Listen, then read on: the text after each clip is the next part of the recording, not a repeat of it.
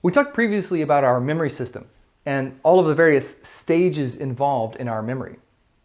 Information goes in through our senses, it gets encoded in sensory memory. Sensory memory then filters and sends that information to working memory. This is where we perform all of the activities that we're going to perform on the information, do all of the operations that are important to us. And if we do enough with it, if we rehearse it, if we elaborate on it, then it gets consolidated and sent to our long-term memory. Our long-term memory is where we store information for later retrieval. It's a sort of mental library or a mental database. It has a much, much higher capacity than our short-term memory, although we don't know exactly how much it can actually hold. We don't know what the upper bound on our long-term memory actually is. And it has a much longer duration than short-term memory. Its purpose is to store information indefinitely. It's a very stable type of storage, and we keep information there potentially over our entire lifespan. So how exactly does long-term memory work? How is it organized? How do we retrieve information?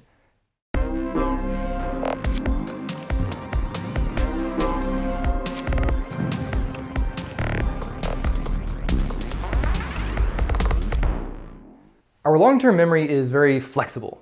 It's not modality specific like sensory memory. All types of information are stored here, and they're stored here kind of together. But it does have some specific subsystems for different types of memories. Notice these are not organized by modality. They're not organized by different senses. They're not organized by different representational types.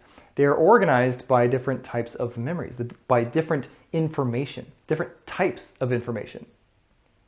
So our long-term memory subdivides first into two broad categories. We have declarative or explicit memory, and we have non-declarative or implicit memory.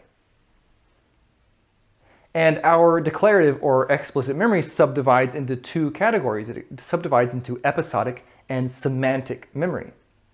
Our implicit only has one subtype. It has procedural memory. These different memory subsystems wind up storing slightly different kinds of information, and they're used for slightly different purposes. They have different functions. We'll talk first about procedural memory. This is the memory that we use for procedural or rule-governed or motor knowledge. Knowledge about how to do things. Procedural memory is implicit. That means that it's hard for us to put into words. It's hard to articulate. Implicit knowledge is knowledge that's hard for us to express. Like if I ask you, how do you ride a bike? Would you be able to explain it in a way that makes sense to me, that it would be useful to me? It's kind of hard to articulate exactly how it works. You sort of just know how to do it. Or if I ask you, how do I tie my shoes? All right, I have a confession. I actually don't know how to tie my shoes the regular way. I was kind of slow as a kid. I wasn't figuring it out quickly enough, and my mom kind of got tired of trying to teach me, and so she taught me how to do it like an easy way with 2 loops. But I've seen people do this crazy thing with their shoelaces with 1 loop. You make like 1 loop and then just like magically becomes a shoe knot. And I have no idea how that works. And if I were to ask you, like, please explain to me how this works, you might have a hard time articulating exactly what it is that you do when you tie your shoes in that way. This might be why I never learned it, because it was very hard for anyone to explain to me. No one could tell me how it works. You sort of just have to like do it and then you know how it works. That's what we mean when we say the knowledge is implicit. It's hard to articulate, it's hard to describe, it's hard to express to another person. So this is the memory that we use for procedures. That's why it's called procedural memory. Procedures like tying your shoe or riding a bike. Things like skills or operations or, how to like do things in steps. Procedures here are often of a motor type. The brain structures that are involved in procedural memory are also involved in motor learning. Procedural memory often doesn't require conscious effort to access and use. It just sort of happens. A lot of it is highly automatic. We don't tend to think too much while we're using our procedural memory, at least not if it has been really deeply embedded in our procedural memory. So things we are really good at, things that we've done lots and lots of times, like tying our shoes, or if you play an instrument, if you've played piano your whole life, you probably don't think much while you're playing it. Your fingers just sort of do it because it's in your procedural memory. It's very implicit. Procedural memory is a type of memory, and that means that it contains stored information. So when we do something like tie our shoes or play piano, everything that we know about how to do that we have to execute, those motor sequences that has to be stored as some kind of mental representation in our procedural memory. So we must have some kind of rules or algorithms or a series of steps that we use to accomplish those things. In that sense, a procedural memory is kind of like a blueprint for a computation, or it might be like a way of storing algorithms for doing things in real life. Declarative memory, on the other hand, is explicit memory. This is the memory that we use to remember facts and events and people and stuff like that. It's explicit in the sense that it's easy to put into words. Explicit knowledge is knowledge that's easy or relatively easy to articulate. It's something that we can express to other people. If you ask me a certain fact, it's pretty easy for me to relate that fact to you. Or if you ask me what happened to me yesterday, I can articulate that. Although, actually, my long-term memory is pretty poor, so I probably won't remember what I did yesterday. But if I did, it would be easy to talk about. Declarative memory also requires conscious effort to recall. It doesn't happen automatically in quite the way that procedural memory does. Well, there are two major types of declarative memory. We have semantic memory, which is our memory of facts and general knowledge. Stuff like knowing that Thomas Jefferson wrote the Declaration of Independence, or that Venus's day is actually longer than its year. That's a fun fact. That's a true fact. Venus rotates so slowly, it goes around the sun before it finishes rotating. Isn't that cool? I think that's cool. That's in my declarative memory. It's in my semantic memory. This is just the random facts that I happen to know. And so these are the types of things that are easy to summarize using language. That's why we call it semantic memory. It's related to language. It's related to meaning. The other type of explicit memory, the other type of declarative memory, is episodic memory. And that's the memory that we have of events, or maybe we can think of them as episodes from our lives. So our experiences. This is a lot more personal and private than semantic memory, but it's still something that we don't have a lot of difficulty expressing to other people. It's pretty easy to tell stories about ourselves, tell stories about the things that we've experienced. It's not at all like procedural memory. It might seem like semantic and episodic memories are pretty similar. What is it that actually separates these things? Well, we can differentiate them like this. Semantic memories are just about knowledge of things in general. They don't have to involve you. So I have a semantic memory about the fact that the Cardinals lost the World Series in 2004. That's just a memory of a fact of a thing that happened in the world.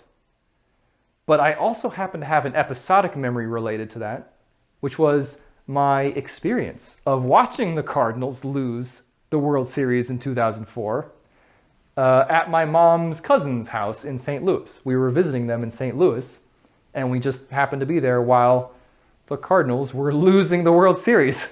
I probably wouldn't have been watching it otherwise. It was just sort of a thing that was happening. But I can represent that as a semantic memory, my knowledge of that as a thing that happened. But I can also represent it as an episodic memory, the memory of the experience of being there and just how depressed everyone was as this event unfolded. It's a lot of personal stuff wrapped up in that memory. Here are some quick long-term memory concepts that may be useful. Constructive processing. That's the process of reorganizing or updating long-term memories on the basis of logic or reasoning or adding new information. Our memories are highly constructive. When we pull things out of long-term memory, we're very often reconstructing them more than just accessing them. It's always changes being made. We're always revising our long-term memories. I've told the story about the Cardinals losing the World Series so many times, I'm beginning to doubt if it even actually happened. Pseudo-memory. This is a really important concept that applies to our everyday lives in a surprisingly horrific way. A pseudo-memory is a name for a false memory that you believe to be true or accurate, and it turns out to be surprisingly common. We can even induce pseudo-memories in a laboratory setting. It turns out it's actually very easy to do. Human beings are very susceptible to false memory. So I think it's important for us to be aware of the fact that we are so susceptible to this. Our memory is extremely fallible. Even those of us that feel like we have very strong memories, very accurate recall, may lead us into a trap of overconfidence because false memories are extremely common, even for the best of us. Network model. A network model is a type of memory model that views the structure of long-term memory as an organizational system of linked information. It's kind of like what we talked about when we talked about connectionism. Only here the representations might be a little bit more explicit. Instead of representing things just as like vectors in this large, complicated network space, some memory models will use networks in a way where each node corresponds to some kind of discrete particular memory. And the connections in the network connect related memories to each other. So if you remember something in particular, it may be related to another memory about something similar, and it will be related to another memory, and they're all connected to each other. So that by accessing one memory, it makes it easier for us to access other related memories. There's also the concept of redintegration. It's kind of an odd word, redintegration, which is when one memory can serve as a cue to trigger another memory. This sort of relates to the network model. If we think that memories are organized in this network space with related memories being connected via links, it makes sense that one memory could serve as a cue to trigger the access of another memory. And this actually turns out to be a very common way that memories are accessed, via redintegration, via the triggering of specific cues. Let's do a fun little experiment real quick. I'm going to show you a list of words one at a time. Then I'll give you a little quiz. Are you ready? Let's go.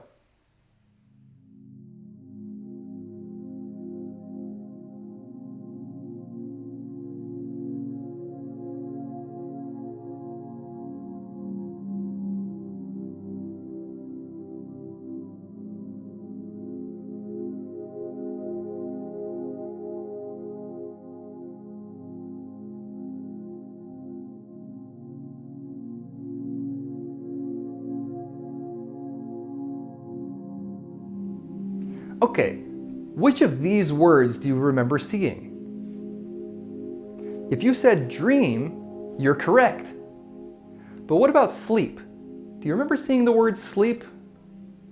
I didn't actually show the word sleep in that list, so if you remember seeing it, you're experiencing a false memory. You're experiencing a pseudo-memory. But I don't think that we should worry about this because this turns out to be extremely common. And this leads us to an interesting question. Is memory reproducive, like a tape recorder? Is our memory functioning like a hard drive on a computer? Do we store information and then pull it back out exactly as it was? Or is it more reconstructive, like an active compiling of details into some kind of coherent memory? When we access our memories, are we just pulling them out in full form, or are we reconstructing them? Well, the fact that we're so prone to false memories is good evidence that our memory does not function like a tape recorder. It's not reproducive. It really is reconstructive. We don't access our memories so much as we reconstruct them every time.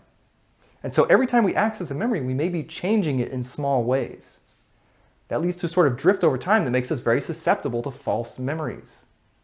Let's do one more. I'm going to recite a story. And I want you to pay attention because I'm going to ask you a few questions afterwards. So let's see how accurate our memories are. This story is called The War of the Ghosts. One night, two young men from Egulak went down to the river to hunt seals. And while they were, it became foggy and calm. Then they heard war cries and they thought, maybe this is a war party. They escaped to the shore and hid behind a log. Now canoes came up and they heard the noise of paddles and saw one canoe coming up to them. There were 5 men in the canoe and they said, "What do you think? We wish to take you along. We are going up the river to make war on the people." One of the young men said, "I have no arrows." "Arrows are in the canoe," they said. "I will not go along. I might be killed. My relatives do not know where I have gone. But you," he said, turning to the other, "may go with them." So one of the young men went, but the other returned home. And the warriors went on up the river to a town on the other side of Kalama. The people came down to the water and began to fight, and many were killed. But presently one of the young men heard one of the warriors say, "Quick, let us go home. That Indian has been hit." Now he thought, "Oh, they're ghosts." He did not feel sick, but he had been shot. So the canoes went back to Egulak, and the young man went back to his house and made a fire. And he told everybody and said, "Behold, I accompanied the ghosts, and we went to fight. Many of our fellows were killed, and many of those that attacked us were killed. They said I was hit, but I did not feel sick." He told it all, and then he became quiet. When the sun rose, he fell down. Something black came out of his mouth. His face became contorted. The people jumped up and cried. He was dead. So I have a few questions for you. Question 1. What did the men set out to hunt? Do you remember? How many men were in the war party? Did both of the young men go with the war party? What happened to the young man during the fight? What is the first thing the young man did when he got home? What happened at sunrise? Okay, here are the answers to those questions.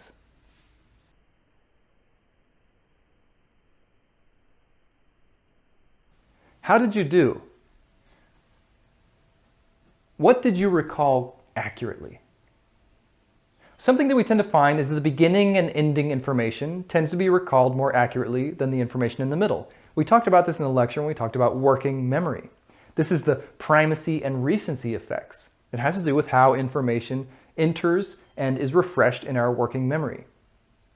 We also tend to remember distinctive information. So you may have remembered that something black came out of his mouth. That seems very surprising. It's noteworthy.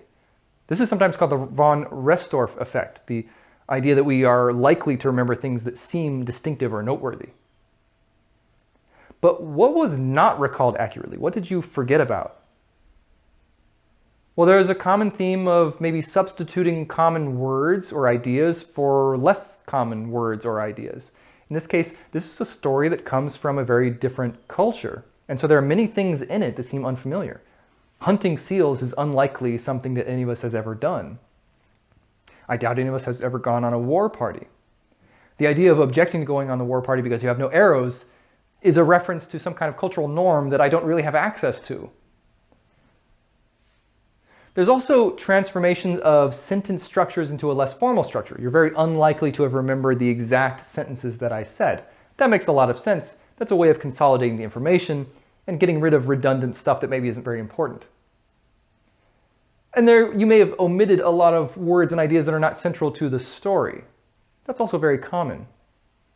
This story was actually created by a scientist named Frederick Bartlett, and he was interested in proving that our memories are very subjective and that they rely on reconstruction rather than accurate, objective recall of events.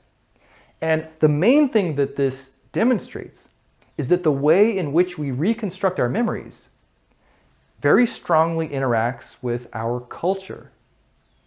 We tend to fit information into schemas that we have in our memory, things that we are familiar with. So you can think about something like a birthday party.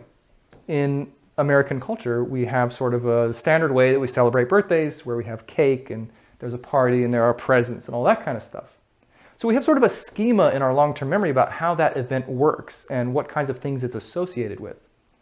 And when we want to remember specific things about a particular birthday, we may be filling in a lot of the details from our schema, from that general prototype. Well, in this case, the story you're hearing relies on schemas that we don't actually have because the story is from a different culture. And so we don't have that ability to fill in the details with schemas. And that limits us in certain ways. It might restrict the memories that we have. It's too much information that I don't know how to store. I don't know how to organize because I don't have the relevant cultural schemas. Here's one more test of your long-term memory. You've probably seen a penny thousands of times in your life, right? Well, here's a whole bunch of pennies. Which one is the real one? All of these pennies are slightly different, though, different details and different orientations, different configurations. Which one is the right one? I know when I look at this, I have a strong intuition and then I immediately doubt myself. Well, it turns out that our memories are not really just encoding every detail of everything that we experience, even stuff that we're really familiar with. Sometimes we're just sort of encoding the gist, right? Like that's enough. I don't need to know every detail of what a penny looks like. Yes, I've seen a penny thousands and thousands of times, but I don't need to remember all of the details. I can recognize a penny well enough. This sort of fits with our idea of schemas. Right? If you just sort of have a general prototype or some kind of schema that things can fit into, I don't need to remember all of the details. I remember actually a Sherlock Holmes quote. I hope I'm not misattributing this, but I remember Sherlock Holmes talking about the difference between seeing and observing. And he asked Watson, says, how many steps lead up to your apartment? And Watson says, I don't know, I have no idea.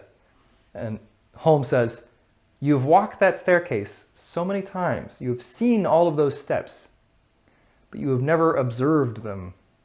Now, I don't know if I necessarily agree with this distinction of seeing and observing. That was more Sherlock Holmes milieu. But for our purposes, yeah, there's a very big difference between remembering something and experiencing something. So you may experience something lots and lots of times, but we don't necessarily remember every explicit detail of that thing if it's not relevant. Well, how do we actually retrieve things from long-term memory? There's a principle referred to as encoding specificity that says that the way that we encode a word or a thought or an idea during original learning determines what kinds of cues will remind us of that thing later. So, for example, when you hear the word queen, you could think about that word in lots of different ways, right? You might think of the Queen of England, or you might think of the band Queen, or you might think of a queen bee, or you might think of the queen in chess, a chess piece. Well, if you're thinking of a queen bee, then a cue of like a playing card with a queen on it probably isn't going to remind you of it later. But if you're thinking of the Queen of England, then maybe a chess piece is not going to be a good reminder later. These are all very different ways of encoding that same word. So these all function as retrieval cues. Retrieval cues are those bits of associated information that help you regain complex memories later. And there are a lot of factors associated with learning that can act as retrieval cues. The encoding specificity principle states that the associations that are formed at the time of learning are typically the most effective retrieval cues. So we have a kind of state-dependent memory. You may have seen this in like certain comedies where maybe someone does something when they're very drunk and then they say, oh, I can only remember if I get drunk again. That's maybe a really parodic, jokey version of state-dependent memory. You got the basic idea. I don't know if that version of it actually exists. Maybe you guys can tell me if you've had that experience. But there is definitely a certain kind of state-dependent memory. State-dependent memory just says that we have a tendency to remember something better if our physical condition is the same at the time of recall as it was at the time of learning. So maybe the drunken recall thing is real. If our physical state is similar, then our recall might be better. I'm a little bit skeptical about drunken recall just because being drunk affects your recall anyways. So even if there is a state-dependent boost, it may be offset by the drunkenness deficit. So there are lots of things that can affect this state-dependent memory formation, like the effect of mood. So there have been experiments that find that people will remember a list of words much better if their mood during the testing is the same as their mood that they had when they learned the list. That seems pretty wild to me, just if you're in the same mood. So if you were sad when you learned the list of words, you'll recall it better when you're sad. And if you were happy when you learned the list of words, you'll recall it better when you're happy. There's also a version of state-dependent learning when your memory retrieval is influenced by the state of your body. So if your bodily state is the same at the time of learning and the time of retrieval, then the retrievals will be improved. And there was even a study, and this is my favorite one, I love this one. There was a study where scuba divers remembered more words on a vocabulary test if they were tested in the same environment where they learned the words. And these are scuba divers. So if they learned the words while they were underwater, some of them were underwater scuba diving while they learned the words, they did better on the test if the test was also given underwater. That's so cool. So there are a lot of factors that can affect the accuracy of our long-term memories. The question is, how might this idea be applied to eyewitness testimony in criminal cases? I actually think that this is really important because our judicial system is very reliant on eyewitness testimony. And eyewitness testimony is functionally built on top of memory. Eyewitness testimony is all about a person having a memory of an event and being able to recall it correctly so they can correctly identify who committed a crime and what occurred. Now, if what I've been saying is true, and our memories are fundamentally reconstructive, and they're constantly being altered, and we're very prone to false memories, and the state at which we find ourselves is highly related to our recall accuracy, well, a person who witnessed a crime is going to be in a very different state and a very different place when they're asked to recall that testimony in court than when they first encountered it. So how accurate, how reliable are these kinds of memories? I think that we're right to be skeptical about eyewitness testimony, about the role of eyewitness testimony in our judicial system. Over 1,500 individuals in the US have been convicted of crimes they did not commit. And it's estimated 75% of wrongly convicted defendants who are later cleared by DNA evidence were convicted based largely on eyewitness testimony. Eyewitness testimony occupies a very privileged position in our judicial system. It's something that our system relies heavily on. And I think it's really important to consider the possibility that eyewitness testimony is not trustworthy or worthwhile. And this could be having a very large negative impact on our society. The fact that we are relying on a cognitive system that we know to be unreliable.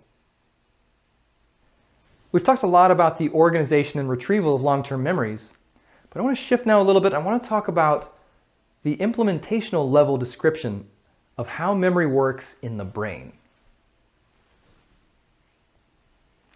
Let's think about this starting at the very top of the chain. Sensory information enters our brain from our sense organs, right? Like we see stuff, it gets encoded by our eyes as an electrical signal, goes into sensory memory, goes into working memory.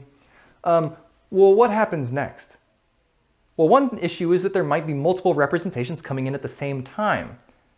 And the most important organ we have in our brain to deal with this is the hippocampus. The hippocampus integrates different representations and it sends them back to the cortex for long-term storage. So what exactly is it that the hippocampus is doing?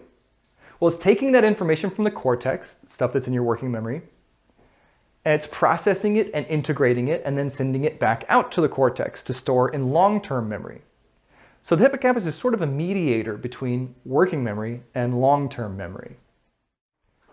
The reason we know about the hippocampus's role in consolidating information into long-term memory is because of a man named H.M. H.M. had severe epilepsy. And in those days, this was a long time ago, there wasn't a lot of recourse for treating severe epilepsy, not like we have now. So doctors did the only thing they thought they could. They removed portions of his brain, which happened to include the hippocampus. The good news is that ended his seizures, but it also left him with a very severe memory deficit. H.M. was no longer able to form new memories. So removing the hippocampus disrupted the process that transfers mental representations, that transfers information to long-term memory, that process of consolidation. Having his hippocampus removed resulted in a very specific memory-related deficit, the inability to form new memories. And all of his other cognitive abilities were completely intact. His working memory was intact, his problem solving, his language, his ability to do mathematics. All of that was totally fine. It was just his ability to form new memories. Our declarative memories rely on the cortex for storage and the hippocampus for consolidation. So this is a problem if you have your hippocampus removed. You can no longer consolidate information and store it in long-term memory. And this is what we found with H.M. He no longer had the ability to form new memories. We call that anterograde amnesia. You may have seen this before in the movie 50 First Dates. It's a very interesting portrayal of anterograde amnesia, the inability to form new memories. In that movie, I think Drew Barrymore winds up living the same day over and over again because she doesn't remember anything else. She never forms a new memory. So every day feels like the same day. She never remembers what she did the day before. She only remembers what happened the day before her accident that caused her amnesia. This is different from like the more classical kind of amnesia you see like on soap operas that we call retrograde amnesia, where you lose certain long-term memories. Or in soap opera case, I think they usually lose all of their long-term memories. So we call that retrograde because it goes backwards. It affects the memories you already have. Anterograde amnesia affects the memories that you are creating in the future. And that's the result of damage to the hippocampus. And that's how we know the hippocampus is involved in storing long-term memories. One question we can ask about this process of consolidation is whether there's a difference between how we consolidate different kinds of memories, like semantic memories versus episodic memories versus procedural memories. Varga Kadem did a study on patients with damage sustained to their hippocampus early in life. These patients didn't have any damage to the limbic cortex of their mediotemporal lobe, which is part of your overall hippocampal system. And what she found is that patients could not recall what happened to them during the course of a day, but they had an excellent memory for facts. So if they went to a movie or they visited a friend, they would have no memory of it, but they might remember whatever they learned in the process of that experience. So what that tells us is that the hippocampus may be responsible for consolidating episodic memory specifically, but the limbic cortex may be responsible for consolidating semantic memory. So in the brain, this may subdivide even further than just the hippocampus being responsible for consolidating memories. It may be that there are specific unique structures for the different types of long-term memories. And in a way, this does kind of validate that division, thinking of semantic and episodic memories as different kinds of things with different kinds of memory systems. So okay, this is all about consolidation, right? How we take information and then store it in long-term memory. But none of this tells us where memory is actually stored in the brain. Where are individual memories stored? And how are they stored? What is the physical implementation of memory in the brain? In the early 20th century, Carl Lashley was looking for what he calls the engram of memory. That would be like the locus of particular memories. We want to look in the brain and see where exactly is a particular memory that you might have. He wanted to know whether individual memories could be isolated in the brain. Where? Where are they stored? Where are they? So what he did was he induced lesions in rat and monkey brains to try to find the locus of individual memories. What he found was that lesions affected the acquisition and the retrieval of memories, but not their storage. So Carl Lashley's conclusion was that memories are not actually stored in discrete locations. They maybe are distributed or stored across the network, because a lesion in a single location doesn't erase a single memory. This should sound really familiar, right? Remember when we talked about connectionism, and we talked about the idea that representations may not have discrete locations in the network, but they may be represented in a distributed way. When we look at a pattern of activation or a pattern of weighted links across the entire network, that may constitute our memories. So the same may be true in our brains. We may not be able to pinpoint specific locus where a memory is contained. Instead, it may be distributed in a broad way across the entire brain or across maybe some regions of the brain in specific patterns. Okay, let's go over the key concepts from this lecture. We talked all about long-term memory. We talked about implicit versus explicit memory. We talked about semantic, episodic, and procedural memory. Those are the three main divisions of long-term memory. We talked about schemas, the idea that we may store memories according to specific archetypes that help us retrieve them later, and that when information conflicts with those schemas, it may make memories harder to retrieve or harder to store. We talked about encoding specificity, the idea that when you encode a memory, there are very specific cues that may help you retrieve that memory. And there's even state-dependent memory, the idea that you may remember things better if you are in the physical or emotional or mental state that you were at the time when you learned them, at the time when the memories were formed. We talked about pseudo-memories or false memories and how pervasive they really are. We're very prone as human beings to false memories, and they're even pretty easy to induce. And we talked again about the idea of distributed representation, the fact that our memories are not stored in any discrete location in our brains, but they may be distributed in some way. In the same way that we think representations are distributed in artificial neural networks. So that may be another point of convergence between artificial neural networks and real human brains.